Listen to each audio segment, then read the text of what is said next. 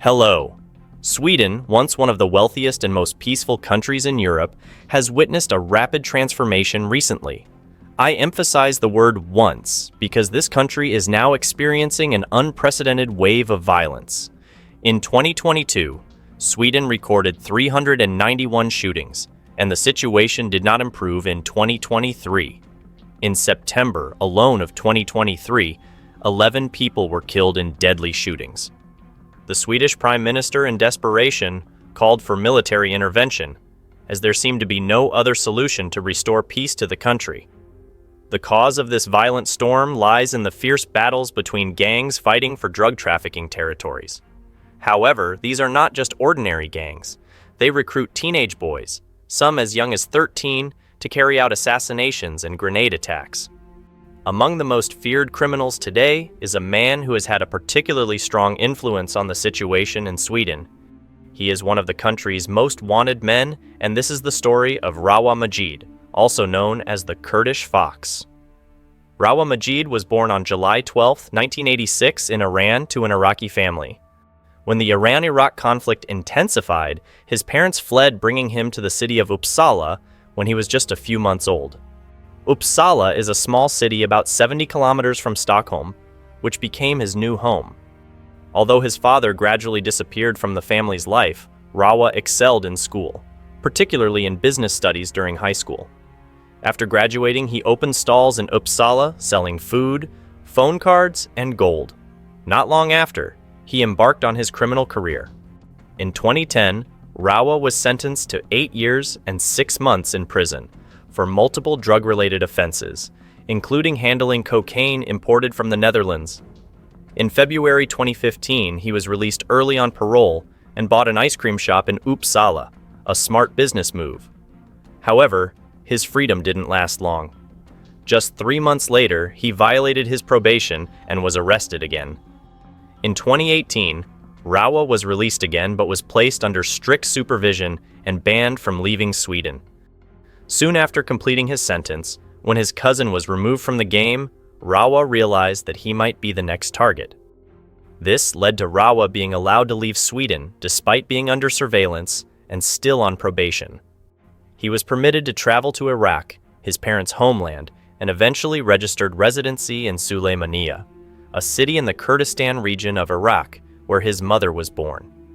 It must be said that after his release, Rawa not only continued, but expanded his drug trafficking activities. By 2020, he had risen to become one of Sweden's top drug traffickers, a fact.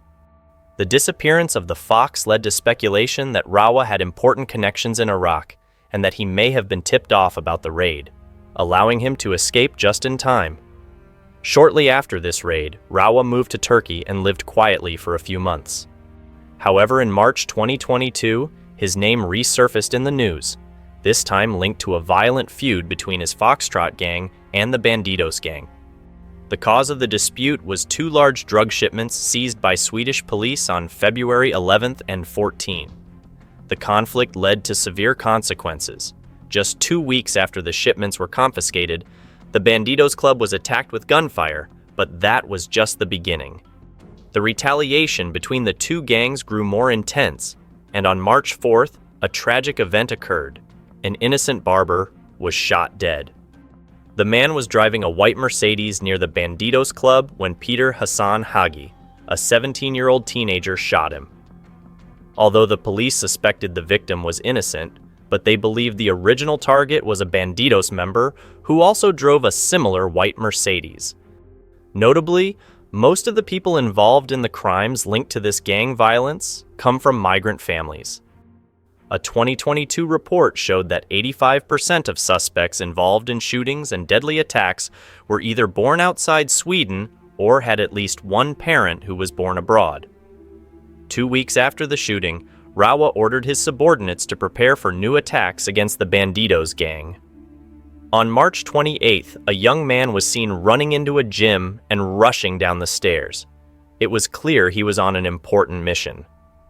The young man ran downstairs to the gym area and carried out an attack, causing panic among those present who fled in terror. Soon after the attacker ran back up the stairs again, even trying to escape through the wrong door before someone directed him to the proper exit.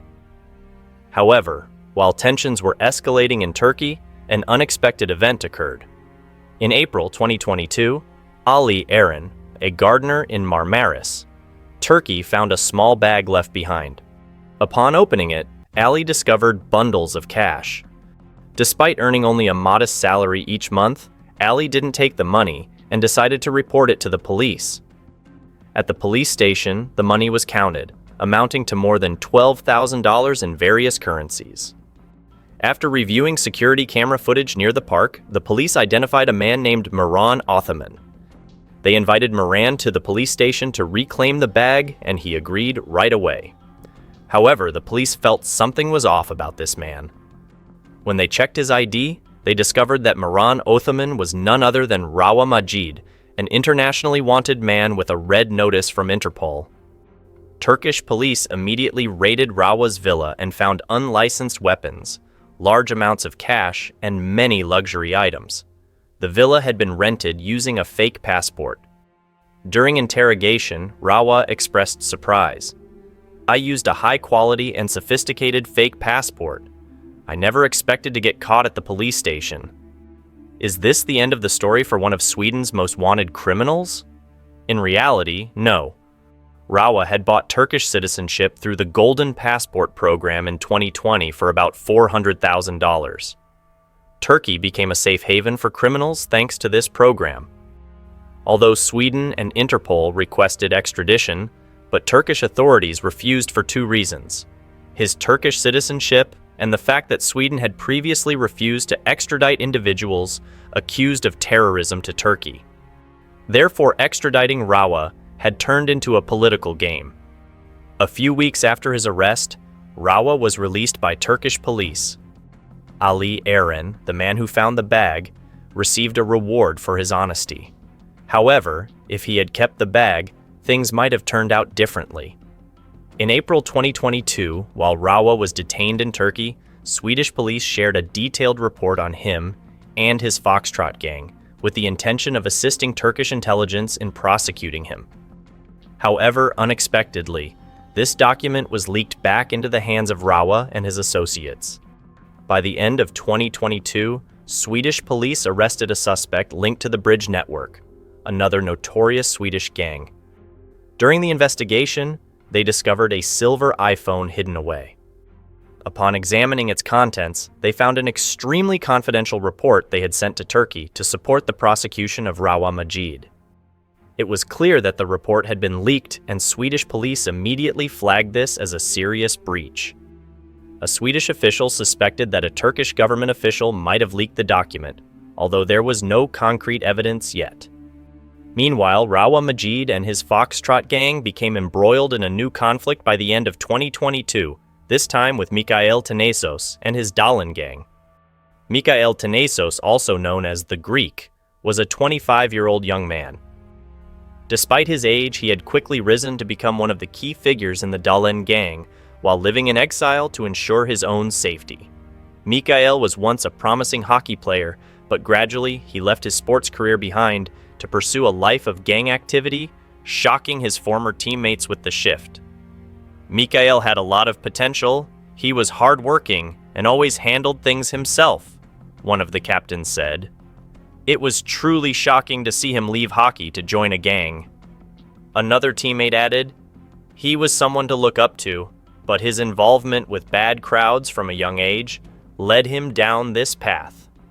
This shift caused Mikael to abandon hockey entirely and focus on gang operations. The conflict between Foxtrot and Dalan erupted over control of the drug supply in Sundsvall. While the Dalan gang had long controlled the drug supply there, Rawa Majid's Foxtrot gang sought to expand its influence, leading to a fierce turf war. The brutality of this conflict was truly shocking. Within just the first 26 days of 2023, there were 13 bomb attacks, averaging one every 2 days. One of the most notable incidents occurred on January 21, 2023, when a shocking video emerged. It showed a teenager, with a youthful voice, slowly loading a Kalashnikov and firing it at an apartment door. This apartment belonged to the ex-girlfriend of rapper Thrife, who was believed to be connected to the Greek. However, rapper Thrife wasn't present at the apartment at the time, leaving only his ex-girlfriend and her young child inside. Fortunately, no one was injured in the attack, which seemed intended as a threat and was filmed as a gang trophy to assert dominance. In the past, gang spoils often consisted of gold chains or personal items, but the times have changed. The younger generation no longer just steals, they record their actions, showcasing their cruelty to the world. Amidst this backdrop, on September 11, 2023, the conflict took a terrifying new turn. The body of a 13-year-old boy, who had been reported missing, was found in a forest in Haninge, Sweden. The boy was believed to have connections to multiple gangs, including Rawa's Foxtrot gang, becoming the youngest victim in the conflict. Although not rare, but this event marked a grim milestone in the brutal war. Less than 2 months earlier, the bodies of two 14-year-old boys, Laith Al-Azawi and Mohammed Suleiman, were found in Stockholm. Both were suspected of having resold weapons from the Foxtrot gang. When the gang was unable to retrieve the weapons, they decided to make an example out of the boys, turning them into victims of retaliation. Shortly after, on September 12th, just 1 day after the discovery of the 13-year-old boy's body, another murder occurred.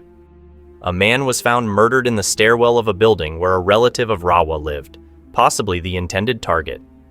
This man was believed to be connected to the Foxtrot gang, serving as a money handler for the group. While the Foxtrot and Dalan gangs continued to fight for influence in Sundsvall, the conflict expanded to Umeå, a rapidly growing city in Sweden. In early September 2023, an attack occurred between members of the two gangs. Crime reporter Dalan Salihu described the situation. The brutality is escalating. The people of Umeå are witnessing a level of violence they've never seen before. If you're involved in this conflict, you could become a target at any time. Everyone wondered, where did these weapons come from?